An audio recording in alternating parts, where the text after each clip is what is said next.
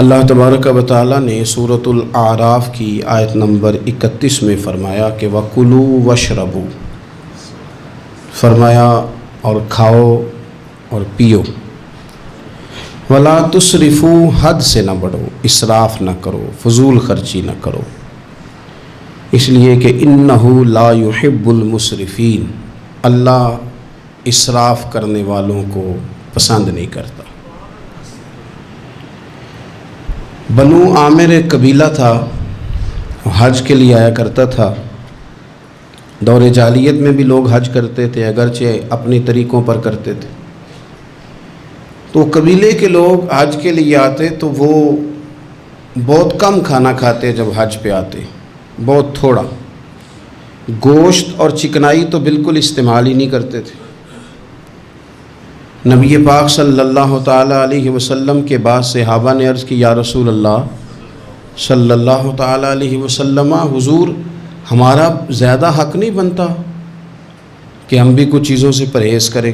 اب آپ اندازہ فرمائیں کہ کچھ لوگ ایسے ہیں کہ جو روز شام کو گوشت کے ساتھ کچھ کھاتے ہیں، گوشت کھائیں گے یا گوشت ملا کچھ کھائیں گے تو ان کو پورے حج کے سارے دن ہی منع کر دیا جائے، اور چکنائی اور گھی استعمال نہیں کرنا، تو کون شخص ہے جو اس کے بغیر رہ پائے گا؟ تو صحابہ نے عرض کیا کہ یا رسول اللہ صلی اللہ تعالی علیہ وسلم، ہم بھی یہ کام نہ کریں، ہمارا زیادہ حق نہیں؟ تو اللہ تعالیٰ نے آیت نازل کر دی، فرمایا نہیں، کلوا واشربوا، کھاؤ بھی اور پیو بھی، بس ولا تسرفوا، حد سے نہ بڑھنا، اسراف نہ کرنا، فضول خرچی نہ کرنا، جو بھی کھاؤ پیو حد میں رہ کے۔ کھانے پینے سے اسلام منع نہیں کرتا، لیکن ولا تسرفوا، حد سے تجاوز۔ کیا معنی ہے اس کا؟ ایک معنی تو یہ ہے کہ جب تم کھاؤ تو تم حدود میں رہ کے کھاؤ گے، حلال حرام کی تمیز رکھ کے کھاؤ گے، تم مسلمان ہو، تمہارے اوپر کچھ ضروریات ہیں، ایسا نہیں ہو سکتا کہ جو تمہارے سامنے آیا تم کھا جاؤ، جو تمہارا ہے تم صرف وہی کھاؤ گے، جو تمہارا نہیں ہے تم اس کے قریب نہیں جاؤ۔ دوسرا معنی یہ ہے ولا تسرفوا کا، ہمارے مفسرین نے بیان فرمایا کہ کھانے کے بعد نہیں کھانا، بغیر بھوک کے نہیں کھانا، کثرت سے نہیں کھانا، ہر وقت کھاتے رہنا، ہر وقت کھاتے رہنا، کھانے کو اپنے ذہن پہ سوار کر لینا، رات کو فیصلہ کرنا کہ ناشتے میں یہ کھاؤں گا، اور ناشتہ کرتے ہی دوپہر کے لیے کھانا منگا لینا، پلان کر لینا کہ یہ سبزی منگا لو، اور دوپہر کی ابھی ٹیبل پوری سجی ہوئی ہے اور دانتوں کے اندر وہ شخص صفائی کر رہا ہے اور ساتھ آرڈر دے رہا ہے کہ شام کو میرے لیے فلاں چیز۔ تو کوئی کھانے پینے تو نہیں نہ آیا مسلمان دنیا میں، کھانے پینے تو نہیں آیا، اور اتنا کھانا کہ اس کو سوار کر لینا۔ امام غزالی رحمۃ اللہ علیہ نے احیاء علوم کے اندر لکھا ہے کہ زیادہ کھانے سے مسائل پیدا ہوتے ہیں، شہوت زیادہ بڑھتی ہے، زیادہ کھانے سے غلط خیالات زیادہ آتے ہیں۔ اس لیے صحیح حدیث میں موجود ہے، نبی پاک صلی اللہ علیہ وسلم نے جوانوں سے فرمایا تھا کہ اے جوانوں کے گروہ، یا نکاح کر لو، اور اگر طاقت نہیں رکھتے تو روزے رکھا کرو، اس لیے کہ فاقہ شہوت کو کم کرتا ہے برے خیالات کو، یہ کمزوری لاتا ہے تھوڑی سی انسان کے جسم میں، تو خیالات کم ہوتے ہیں، اور پھر جب آپ اپنا پیٹ بھر لیتے ہیں، ایک تو آپ سست ہو جاتے ہیں، نیند غلبہ کرتی ہے، غلبہ نیند کا بندے کو غافل کرتا ہے۔ کیسے میں بتاؤں یہ بات، کیسے بتاؤں کہ بہت سارے پکے نمازی بھی فجر نہیں پڑھتے، سوائے اس کے کہ کھا بہت لیا ہے، اور وہ نیند کے غلبے نے صبح اٹھنے نہیں دیا، غفلت پیدا ہوتی ہے، شہوت پیدا ہوتی ہے، اور جب آپ کا ذوق بن جاتا ہے زیادہ کھانے کا، پھر آپ کی ذہن کی مشقت بڑھ جاتی ہے، آپ پھر زیادہ کوشش کرتے ہیں، سکون زندگی میں ختم ہو جاتا ہے، پھر یہ بھی کمانا ہے، وہ بھی کمانا ہے، یہ بھی کرنا ہے، خواہشات بڑھتی ہیں، آپ کا معاملہ آگے کی طرف نکل جاتا ہے۔ کوشش کریں زندگی کے اندر آپ اعتدال کے ساتھ، یعنی اسلام کھانے سے تھوڑی منع کر رہا ہے، کھانے سے منع نہیں کیا جا رہا، آپ کو حد سے بڑھنے سے، اعتدال میں رہ کے آپ یہ کام کریں، اعتدال میں رہ کے آپ کچھ چیزوں سے بچیں، معتدل رکھیں اپنے آپ کو۔ عزیز دوست، اعتدال ویسے بھی زندگی میں وہ بندہ تنگ نہیں ہوتا جو اعتدال کے ساتھ چلتا ہے. جو درمیانی چال چلے وہ پریشان ہے. بہت زیادہ کھانا کھانے کا رواج آ گیا ہے. اور پھر یہ کہ کچھ چیزیں بطور فیشن کے بھی، یعنی لوگ کہتے ہیں برگر کا اور پیزے کا رواج بہت زیادہ ہے. میرا ذاتی اس میں رائے یہ ہے کہ بہت سارے لوگ ہیں جو پیزے برگر کو آج بھی پسند نہیں کرتے، لیکن مصیبت یہ ہے کہ یہ کھانا فیشن ہے. یہ نہیں کھائیں گے تو لوگ ہمیں امیر کیسے کہیں گے، نہیں کھائیں گے تو لوگ پڑھا لکھا کیسے کہیں گے، جدید دنیا کا بندہ کیسے مانیں گے اگر نہیں کھائیں گے تو. نہ کریں ایسا، سادی غذا کھائیں اور بہت زیادہ کھانا کھانے سے اپنے آپ کو بچائیں. نبی پاک صلی اللہ تعالی علیہ وسلم خزانوں کے مالک ہیں، خزانوں کے، لیکن حضور نے نا فقر اختیار کیا، تھوڑا کھایا. یہ حدیث کبھی دل کی تختی پہ لکھ لیں تو کام آئے گی. یعنی کون سا ایسا گھر ہے جس میں شام کو روٹی نہ پکے تو قیامت نہ کھڑی ہو. عورتیں احتجاج نہ کر دیں، بلکہ روٹی نہ پکنا تو دور کی بات ہے، بچوں کی مرضی کی نہ پکی ہو تو وہ چیزیں توڑتے ہیں. لیکن قربان جائیں، ادھر دیکھو نا، کچھ ہمارے اوپر ہمارے دین کی بھی تو ذمہ داریاں ہیں نا. ہم نبی پاک سے محبت کرنے والے ہیں، کچھ سرور کائنات کی غلامی کے بھی تو قرض ہیں نا ہمارے ذمہ. میرے نبی پاک صلی اللہ علیہ وسلم کی پیاری زوجہ ام المومنین عائشہ صدیقہ رضی اللہ تعالیٰ عنہ فرماتی ہیں، مدینہ شریف آنے سے لے کر حضور کے وصال ظاہری تک کبھی ایسا نہیں ہوا کہ ہم نے 3 دن تک مسلسل پیٹ بھر کے گندم کی روٹی کھائی ہو. 10 سالوں میں کبھی ایسا. یہ بھی تو دین ہے نا، یہ بھی تو بھائی دین ہے کہ صرف نعرے لگانا ہی دین ہے، کہ صرف یہ کہنا ہی دین ہے کہ جناب میٹھا کھا لو، کھانے کے درمیان سنت ہے، مسواک کر لو سنت ہے. یہ بھی تو سنت ہے کہ مسلسل 3 دن تک حضور نے پیٹ بھر کے کھانا نہیں کھایا. کوئی مجبور ہے اس کے لیے؟ حضور مجبور ہے نبی پاک صلی اللہ علیہ وسلم اس کے لیے؟ یہ حضور کی چاہت ہے، تھوڑا کھانا کھایا جائے، کم پہ گزارا کیا جائے اور سادہ غذا کو استعمال کیا جائے. کوئی کام نہیں کر پاتے ہمارے بچے، روٹی کھاتے ہیں مرضی کی، ثقیل غذا کھاتے ہیں جو ہضم مشکل سے ہوتے، اور پھر کھاتے ہی فوراً موبائل لے کے وہ لیٹ جاتے ہیں.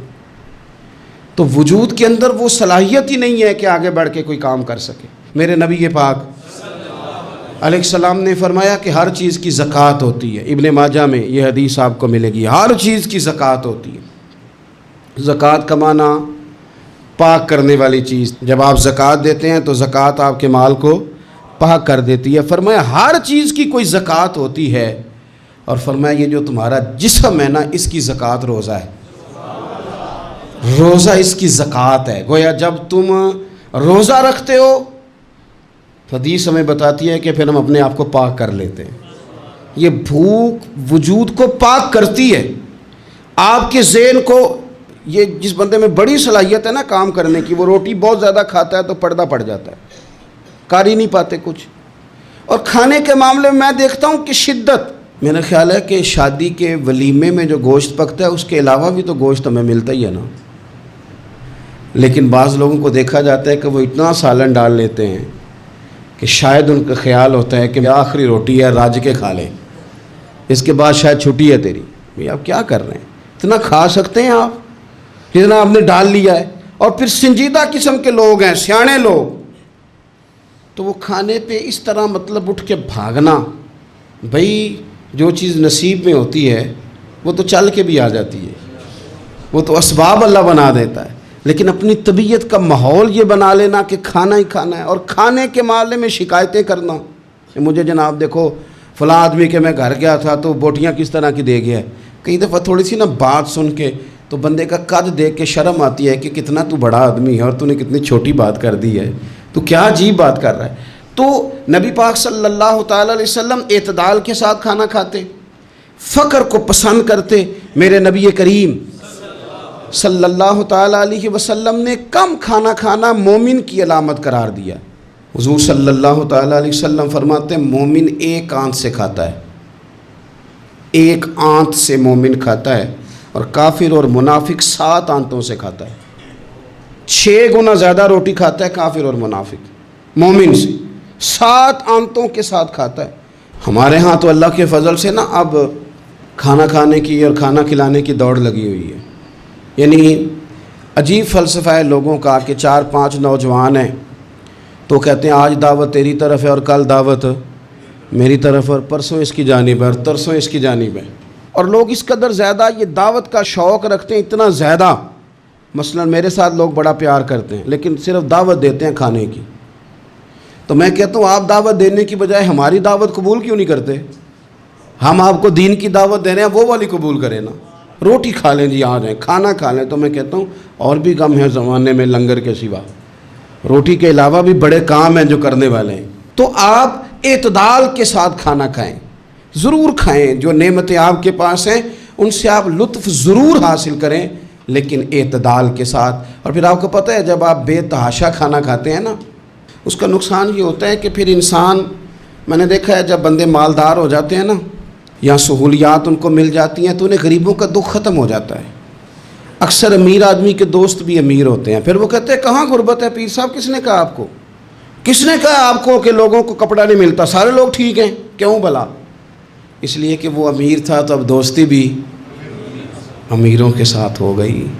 پھر نہ کچے مکان نظر آنے بند ہو جاتے ہیں، پھر چوک میں دیہڑی کے لیے کھڑے مزدور نظر آنے بند ہو جاتے ہیں۔ پھر ہسپتال میں کبھی جاؤ نا، میں نے یہ نظام دیکھا ہے کہ ایسے نوجوان بھی ہیں جو میڈیکل سٹور والے سے کہہ رہے ہوتے ہیں کہ شناختی کارڈ رکھ لے، اماں کے لیے مجھے گولیاں جلدی دے دے، میرا بھائی آتا ہے تو تجھے پیسے دیتا ہے۔ پھر لوگ بھول جاتے ہیں نا، اس لیے کہ ہم تو اب چیزیں جو ہیں وہ ہوم ڈیلیوری پہ لے رہے ہیں، پیسہ ہی بڑا ہے۔ ہمیں کب یاد رہے گا کہ کوئی بھوکا ہے، ہمیں کب یاد رہے گا؟ لیکن یہ تب ہے جب آپ کبھی بھوکا رہنا سیکھے، آپ کی طبیعت میں ہو۔ میرے رسول پاک علیہ السلام نے فقر اختیار کیا تاکہ پتہ چلے غریب کی بھوک کی تکلیف کیا ہے۔ دیکھو حضرت یوسف علیہ نبینا علیہ السلام کے بارے میں امام غزالی نے لکھا ہے کہ جناب یوسف علیہ السلام نے تو غلہ جمع کر لیا تھا مصر میں، آپ نے خواب دیکھی تھی تو غلہ آپ نے جمع کر لیا، باقی سب علاقوں میں فاقہ تھا، غربت تھی، قحط تھا۔ مصر کے لوگ سکون کے ساتھ 3 ٹائم پیٹ بھر کے کھانا کھاتے تھے، اور آپ نے سب اپنے ملک میں آسانی کی تھی کہ آرام سے کھانا کھاؤ، لیکن جناب یوسف خود ایک دن میں 1 روٹی کھاتے، بھوکے رہتے، بھوکے، فاقہ کاٹتے۔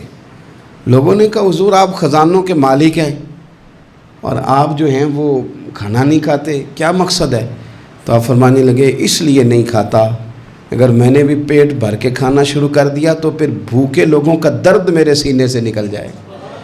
پھر اس بھوک کی، او میرے بھائی، اب تو گاؤں سے آ کر پڑھنے والے بھول ہی گئے ہیں کہ کس کی ماں نے کتنا زیور بیچا تھا۔ لوگوں کو بھول جاتا ہے، جب کسی مقام پہ پہنچ جاتے ہیں، پیسہ آ جاتا ہے، عہدہ مل، بھول جاتے ہیں لوگ۔ فرمانے لگے اس لیے بھوکا رہتا ہوں تاکہ بھوکوں کی تکلیف کا مجھے احساس ہو، اس لیے بھوکا رہتا ہوں۔ اگر آپ کی طبیعت احساس والی ہے نا، احساس والی، میں کیا کروں؟ مجھے کہنے دیں یہ بات آپ کہ امیر کے فریزر میں اتنا پھل خراب ہو جاتا ہے جتنے سے غریب کی ماں کی شوگر کی 2 مہینے کی دوائی آ جاتی ہے کہ میں یہ نہیں نا بتانا چاہتا کہ فریزر خالی رہ جائے میرا۔ مجھے کیا لینے دیں آپ یہ بات، کیا لینے دیں کہ بہت سارے لوگوں کے کپڑوں کے اتنے پیسے دھوبی لے لیتا ہے جتنے کپڑوں سے شاید کئی غریب ماؤں کے دوپٹے اور چادریں بن جائیں، لیکن یہ کہ وہ کپڑے دھوبی نہیں استری کرے گا تو ہماری شان کا کیا بنے گا؟ کرو یار، لیکن تھوڑا سا نا، میں نے پچھلے جمعے بھی کہا تھا، اور راشن بنٹن والے لوگوں عیدوں بعد بھی بھوک لگ دیجئے۔ یہ جو پیٹ کی بھوک ہوتی ہے نا، یہ بندے سے بڑا کچھ کراتی ہے۔ آپ اس کیفیت کو سمجھیں، تھوڑا سا اپنا کھانا کم کریں تاکہ دوسروں کا احساس پیدا ہو، تھوڑا سا نا ہوٹل کا پھیرا کم کریں۔ اور لوگ کہتے ہیں جی نہیں وہ پیر صاحب ساری دنیا ہی ٹھیک ہے، آپ کا تعلق کس کے ساتھ ہے؟ چلنا میرے ساتھ، میں نے پورا پاکستان گھوما ہے، میں آپ کو وہ والے شہر دکھا سکتا ہوں کہ جہاں لوگ کہتے ہیں کہ روٹی کھائیں کہ دوائی کھائیں، تو بھوکے رہ کے جو مر جانا ہے تو دوائی رہنے دو، روٹی کھاتے ہیں۔ آپ اس کیفیت کو سمجھیں، تھوڑا سا اپنا کھانا کم کریں تاکہ دوسروں کا احساس پیدا ہو۔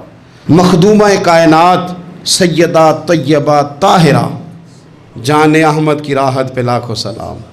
سیدہ داخل ہوئی تو اپنے پلو سے نا چادر سے کوئی چیز کھولی۔